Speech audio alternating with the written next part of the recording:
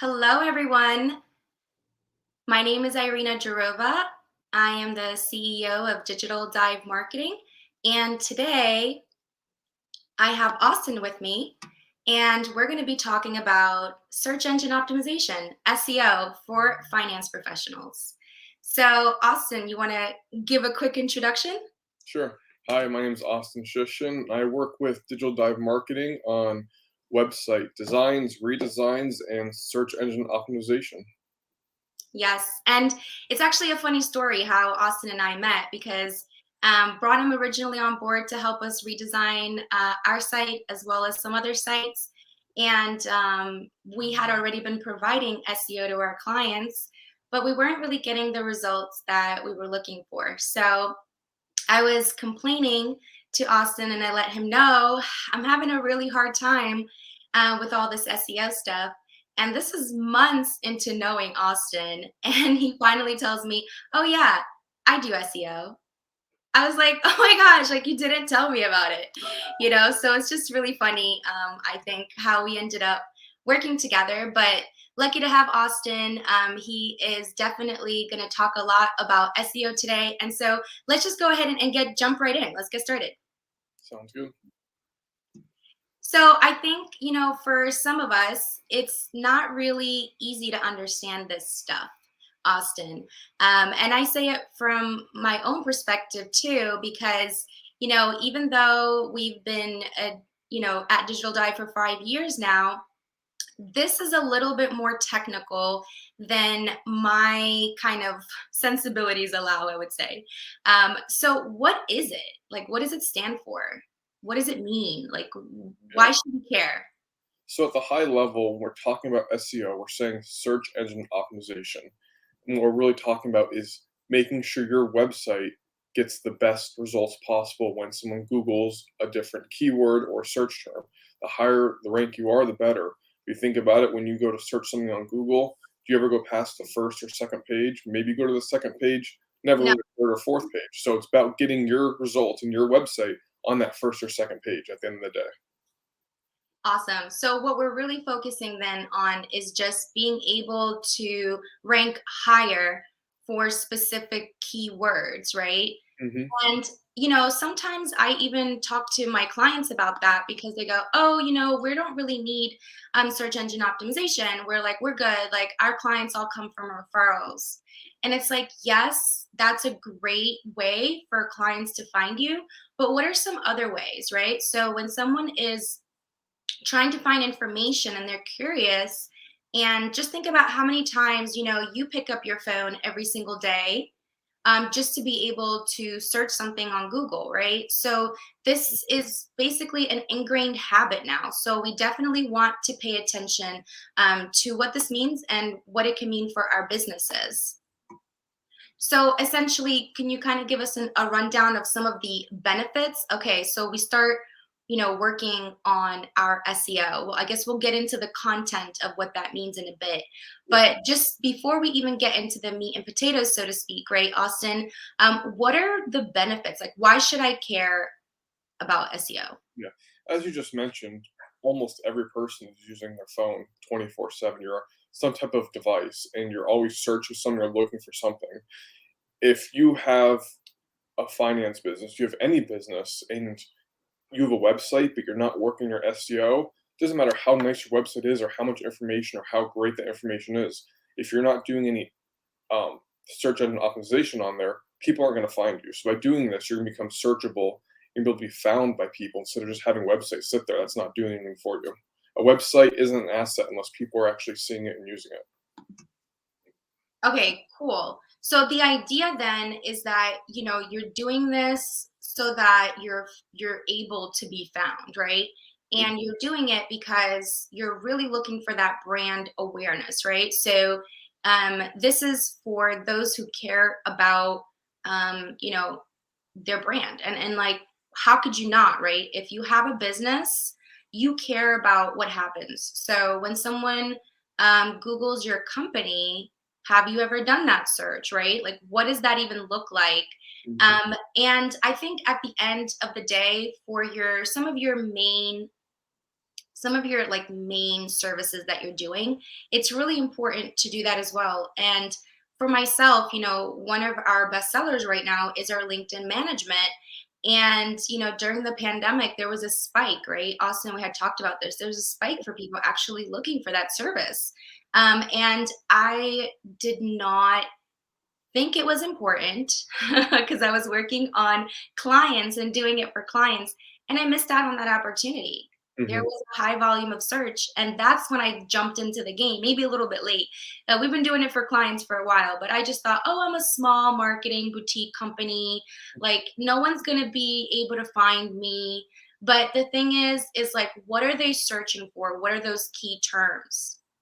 Yeah, that's definitely most important. And when you're talking about that too, it is trackable and you can see the results from that. And that's one of the best parts about that is over time, you're really able to see how that works. Yeah, absolutely. So really we're jumping in head first into Google, right? So I know you and I have calls, Austin, and I'm always, you're always shaking your head over there. Can you explain to me some of the head shaking you're doing and why? Yeah, so obviously there's other search engines out there. There's Bing, there's Yahoo, there's all those other ones, but Google is your main search engine. And that's really what the most important thing to focus on is. They're kind of the benchmark. So if you're hitting Google standards, you're probably going to be hitting all the other standards as well. So when we talk about the Google algorithm, the crazy part is for SEO professionals is we don't actually know what it is. It's Yeah.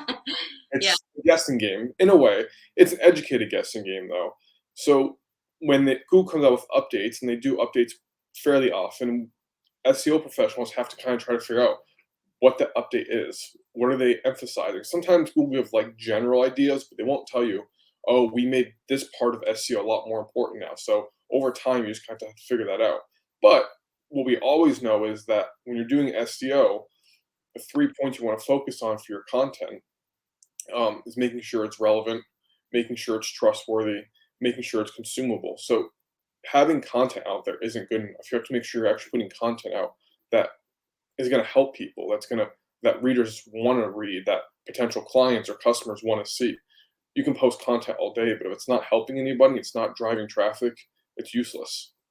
Yeah, so I will just say it from my own experience, right? With like blogs, Mhm. I was also kind of like, oh, well, who's going to take the time to read it? People take the time to read it when they're considering if they want to do business with you. So not only is it good for search reasons, but the reason, it's good because it's going to have a factor in the buying decision, right? So it's very simple, really, when you think about it, right? Regardless of, how you met, um, a certain percentage of buyers will check you out. And so if you don't have any content or it's outdated, right, then that could be a real problem. And so I think this leads us right into the white hat versus the black hat SEO. Tell us a little bit more about that, Austin. Yeah, and you'll see in a second as we really talk about the technical aspects and different parts of SEO, what some of this means. But when we talk about white hat versus black hat, really the white hat SEO is what we do. It's giving you SEO from all perspectives, making sure it's done right, make sure you're not trying to trick the search engines, which is what Black Hat is. Black Hat was a lot more common. Some people still try to pull it off by just shoving a bunch of backlinks in, which is, we'll talk about that more, but it's links coming from other sites to your site, just by shoving links in to try to make Google think you're relevant. But by following what we just talked about, having relevant, trustworthy, and consumable content that people actually want, you're going to take that white hat approach. You're not just trying to trick the search engine, but you're actually doing the work to show the search engine, in this case, almost always being Google, that you are posting relevant content, that you do matter, that people do want to come to your website. Awesome. So you got to do it right, folks. That's the story of that. And so, why are we talking about Google, really, right? I think at this point, it's probably, a good idea since a lot of the searches that are happening on our devices, which is again the mobile, right, and the desktop, which are basically how we connect to the internet. Um, these statistics are insane, right? 88% of searches on desktop. 96% of searches on mobile. Like, wow. So, I mean, obviously, we're not just cheering Google on. It's basically, it's basically what people are using, right? So, And that 96% number is very important too, because not only is it 96% of searches on mobile are from Google, but more people are searching on mobile overall. oh, So even more heavily weighted, like your mobile device is being used even more and more than desktops a lot of time. A lot wow. of websites you'll see it's closer to being a 70-30 split where 70% of your website visits are coming from mobile device. So if you really do the math out there, it's gonna be even higher than 96% of your searches Yeah. will be coming from Google to your website. Well, and it kind of makes sense too, right? Because we're connected to our phones at this point, Mhm, versus like I got to be at a desktop to, I got to sit down, I got to kind of focus and do mhm. that. So sometimes we're on the fly is what you're saying, we're getting information on the fly. Yeah, no, I'm really glad that we went over this, because I think sometimes people are like, why do we care, why Google? So let's talk a little bit more about the technical stuff. The stuff that I am always like, can you repeat that for me? Yeah, so we have on-page and we have off-page SEO. Here we're talking about on-page SEO. So this is the stuff directly on your website that you can control right from your website design. When you're talking about on-page SEO, you have your technical aspects. So you have your speed optimization. People don't want to wait for a website to load. You may have gone on a website before and it takes 4, 5, 6 seconds, and that already seems way too long. So you want that loading in a second, maybe two. Talking about your schema markup, you're talking about how mobile friendly it is. It's code quality. Sorry. Um, Obviously, like we just talked about, 96% of searches going from Google or from your mobile device are on Google, but 70% of the people visiting your website are also coming from your mobile device. So if it's not mobile friendly, you're way behind the game. And Google knows this stuff. It's getting more and more advanced on its AI side to be able to figure out what's going on your website and do people like it. And it's doing that as well. There's talks of it now using AI to see if your website even looks good. How that determines that, again, we don't know, but it's using that as an aspect as well. And then we have the content side, which is what we talked about. It's your titles. Before you jump It's into your that, Austin, yeah, I just had a quick question about the yeah, schema.org markup. I mean, I guess code quality just means like the literal code on your website. I get that, speed and mobile friendly is, but that last one, can you kind of explain that yeah. really quick? Yeah, schema.org markup, it's a collaboration between a bunch of search engines, and it's basically making sure on the back end your website is showing the right data so the search engines could pick up on that data properly. So it's putting in, it kind of relates to your metadata, which we're talking about a little bit, and it's making sure so if someone searches something and your website pops up, the search engine is able to grab the proper information from that page to give the relevant content to the user. Because obviously, no one's going in there and filling out an Excel sheet with every relevant piece of data for each search result. So that schema.org markup is the industry standard to make sure you're showing the right information. Okay, awesome. That's definitely helpful. Thank you. And then we have the content. This isn't anything too fancy here, but it's extremely important. You have how you title your blogs, how you title your pages, the information on your blogs, on your pages. If you're linking to other websites, if you're linking internally to your website, showing different pieces of information relate on your website, your metadata, which is your meta description and your title. Again, that again relates to schema.org markup, but it's making sure the right data can be found by the search engines.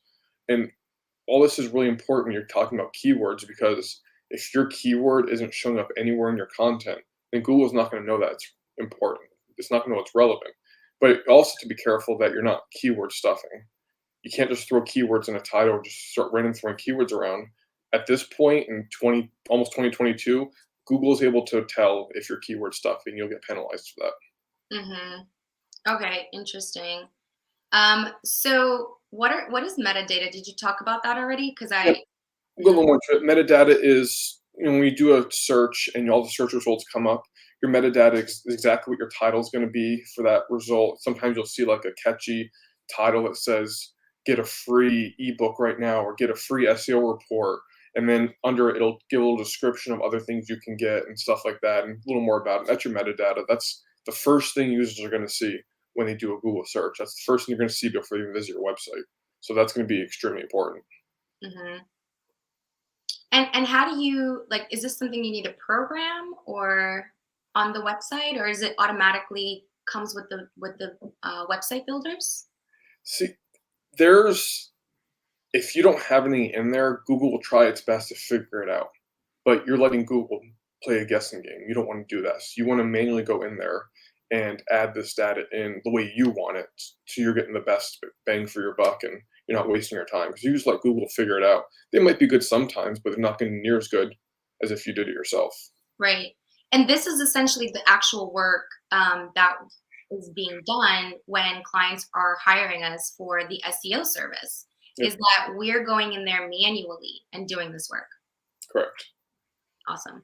And so I think off page SEO is pretty important as well. And it's really ironic because the last folks that I had worked with SEO, they actually only focused on off-page SEO. And that was very confusing to me because if you're not doing all of this other work and kind of preparing yourself for the off-page SEO, right? You're not doing the technical, you're not doing the content. How are you going to be successful with the off-page SEO? It was very confusing to me, and I think this is why we make sure to include both. So obviously, on page just means the actual work inside your site. Mhm. So, what is off page? So we're talking about off page. Again, has nothing to do with your site directly. You'll never have to even touch the site to work on off page SEO. So when Mm, you talk about that, one of the big things that people talk about, but it's only one part of it, is backlinks, inbound links. It's links from an external site to your site. And what that's showing is, okay, this site is really good and really popular. If they're linking to my site, well, they're basically saying my site's very trustworthy as well. So Google looks at that and says, okay, you're basically being validated by somebody else. It's kind of like a reference letter if you're applying for a job. It's the same idea. That's how Google figures out if your website is relevant and trustworthy as part of it. You have your social signals. This is a lot more recent, especially since the pandemic. Google's taking a lot of importance in what you're posting on social media, how often you're posting on social media, because it's using that to see, okay, they're not only posting their website, but they're also posting on social media and they're posting stuff there. So they're a pretty active company or business or organization, whatever you are. This website is active and they're trying. So we're going to kind of bump them up because we know they're actually doing stuff as opposed to a website or social media profile that hasn't been touched in 5 years. You have your trust signals, and this is comments, reviews, stuff like that. People commenting on your blogs, external reviews on any sites like Yelp, Google My Business, anywhere a review can be left. A trust signal, again, a review of 5 stars is saying this client trusts you. That's why they call them trust signals. And mhm. then your brand mentions. And your brand mentions are similar to inbound links, except it's becoming a little more complicated with Google because now someone can mention you but not link you, and Google will still recognize that you're being mentioned and count that as a positive towards your off-page SEO. Wow. So this is really, I'm assuming, really helping companies that have a lot of mention in the press. Exactly. Yes. So there doesn't have to be a link anymore. Wow. Now, links are still just as important, but brand mentions are really helping that. Because if there's not a link, it'll still help you. So. Awesome. That's definitely helpful. But can we talk a little bit about this whole social content score? Because I think even for myself, Austin, it was just, I feel like it's a hassle. You know what I mean? Why do you think we feel that way? Why do we think that this is so complicated? It's so difficult. It's too big to tackle. I have a lot of smaller finance companies that we work with, and they're set in their ways, right? They're set with what they're doing, and they don't really think that they can compete with the big boys, right? So, what do you think about that? Is that um, a right? Is that the right approach, or do you think that even small businesses can get in the game? No, it's definitely available for everybody. Everybody can do it. I think the problem in today's society now is how many social platforms are there now? And I can't even count. And I do this every day. Yeah. Always seems like there's a new one popping up, or Yeah. you get with the trends. Like I'm 26, but it seems like the platforms I think are important. Talking to 17-year-olds, like, no, I don't know what that is. I'm like, well, I was only 17 less than 10 years ago, so I Right. can't keep up with what's going on. Yeah. So definitely, that's for everybody else who's not doing this every day. Is look Yeah. at these social platforms. Which one do I post on? How often do I post? And when you talk about I know about 8 main social platforms. You're talking about 8 of them, and some take videos, some don't. Some videos can only be 30 seconds, some can only be pictures, some have to have like Instagram has to have a picture or video, like, so it becomes a lot when you really look at it all at once, and I think that's Definitely. The overwhelm is legit. But you're saying that regardless of our feelings towards it, right? Regardless of our overwhelm or regardless of like just that feeling that maybe this isn't the right thing for us, um, because it's about the consistency of it, right? yeah, That's what matters, right? So it's not about it's the long game. That's what I always tell clients. it is. So with like our LinkedIn management service, that's more like the short game, right? Like the short play, right? Mhm. Um, because you're really connecting with people and you're jumping on calls and you're getting that kind of action. You're getting some calls to be able to present your services to potential prospects, but the idea with this is that this is really the long game. So what counts for the social influence when it comes to SEO? Yeah, it's not as bad as you would think. Okay. Things you're gonna wanna do if you have a social profile anyway, like optimize your social profile. That's nothing technical or special. That's just saying, make sure you have a profile picture, make sure you filled out all the fields you can, your about section, your phone number, your email. Have all that filled out because if you don't have that filled out, then you're kind of wasting your time on social media anyway. And make sure that it's correct. I mean, I think that sometimes that's something we don't really think about. Mm, Sometimes links can get outdated, and sometimes the numbers change, and sometimes your emails change. And that's why when clients come to me and they're talking about doing like a company name change or something like that, I'm always like, because that means you're going to have to make sure that all of the people know like there's a seamless transition, like there's no questions about it, people understand how to get to the new site. And there's also some work there that you help do, right, Austin, when because we have a client now that we're going through that transition with, just making sure that everything is yeah. checked off along The with like. last thing you want is for someone to click on a link and it goes to a broken page or something like that. You just lost a potential customer, client when you all you had to do is update a link. So it's definitely important. Okay. And really, what these last 5 or most, except for the social profiles bullet point, what the rest of these really boil down to is posting content that users care about. And we talk about that for your website. And this is no different. Don't post stuff that's not going to matter. You got to put yourself in their shoes and think, okay, what's going to help a potential client or a current client feel like they've learned something or we're helping them out in some sense. And make sure you don't sound like a robot. This is a conversation you're having over a social post. So you want to sound human, you want to sound authentic. You want to be authentic, not just sound it. Yeah, for sure. And you want to make sure you are these are called social media platforms. Make sure you're being social. Posting something and then walking away isn't being social. Posting something and then if someone comments, interacting with their comment and help and asking if they have any questions or answering questions they put on there. That's being social. So that's the really important part. Just be a human, be social, and just be yourself when you're posting I that. think I think the issue there, Austin, is that um, it's like a full-time job. See, it could seem like it, yes. So I think that's why finance professionals come to us because they're like, okay, or other businesses, because they're like, I am good at what I'm good at. I'm not really good about making sure that I'm posting every single day, because that's some of the thing that I'm reading here that we suggest is consistent daily content. I mean, how do we get there? And so I think that this is a good time to maybe talk about how to really do that because I mean, we've been spinning our wheels ourselves trying to figure out how to kind of maximize it, right?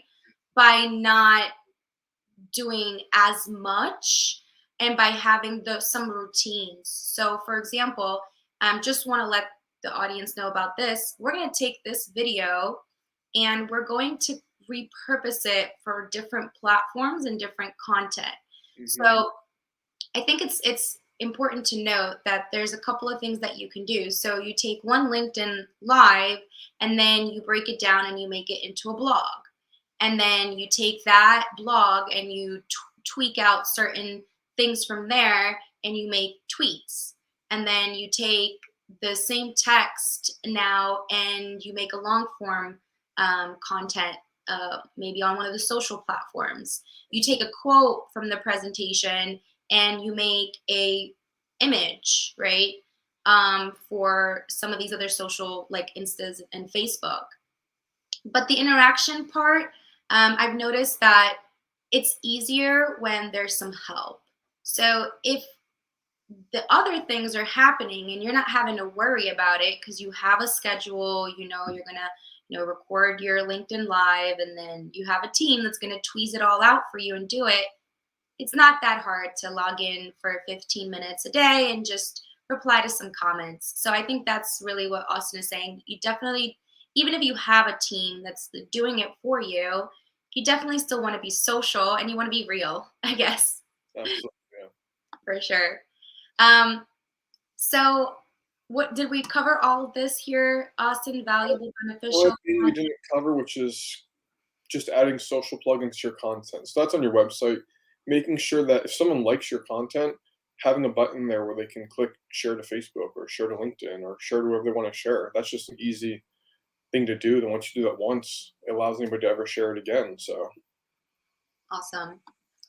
And so I think at this point, maybe we should jump in and show some of the tools that we're using to help clients to be able to evaluate how they're doing. Because I mentioned earlier that this is, playing the long game, right? We're making sure that we're in it for the win.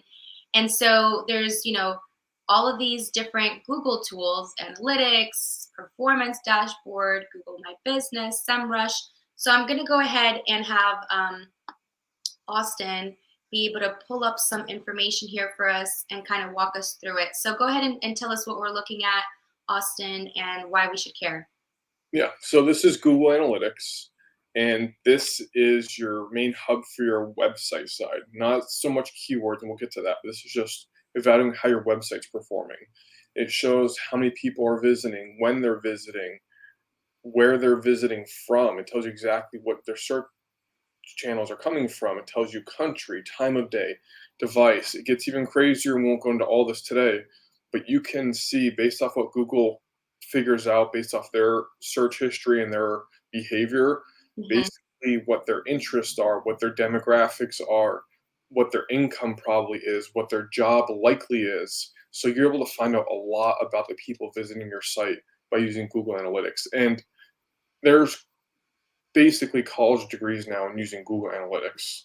They might not call it that, but there's so much data involved in Google Analytics that you can make a full-time job of just going through this. There's just to look at one website's data and actually comprehend it would take weeks. There's stuff here you'll never even need to use, but it Yeah, really does show everything and anything you ever need to know about your website, which is great.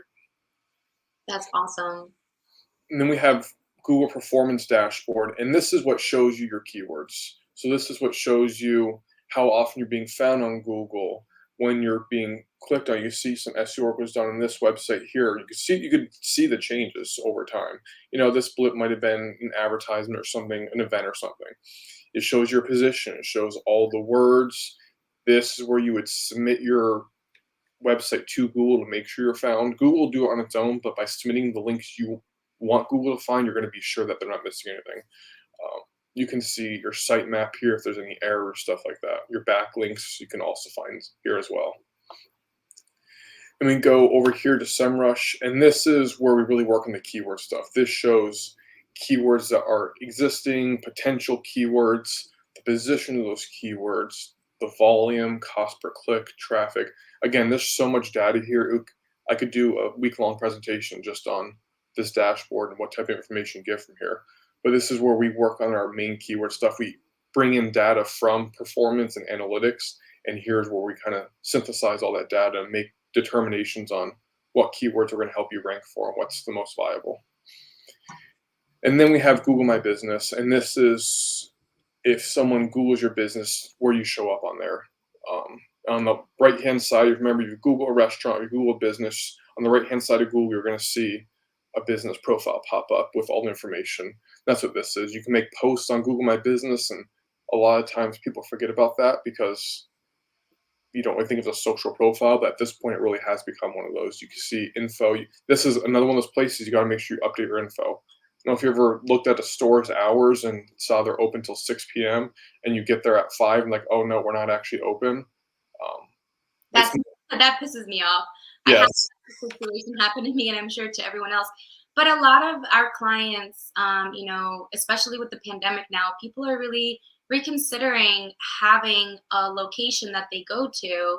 mm, So, how is this relevant to somebody who is completely virtual now? yeah. So Google's allowing you to have a virtual business basically on Google My Business, which is great. So you don't have those map searches. Like it doesn't give you data for finding you on a map, but you can Mhm. still be found as a service, and it still lists out all your different services that you can have, and which is just as great. Which is very important, right? Mhm. So I think that hopefully this was a helpful kind of overview of what SEO is, and kind of gives you a peek behind the curtain as to what Austin and I are working on. One of the things that we're working on. Yeah, So I hopefully, if you have any questions, please reach out. We're very easy to get a hold of. You guys could just go to, digitaldivemarketing.com, and you can take a look at all of the different things that we're offering there.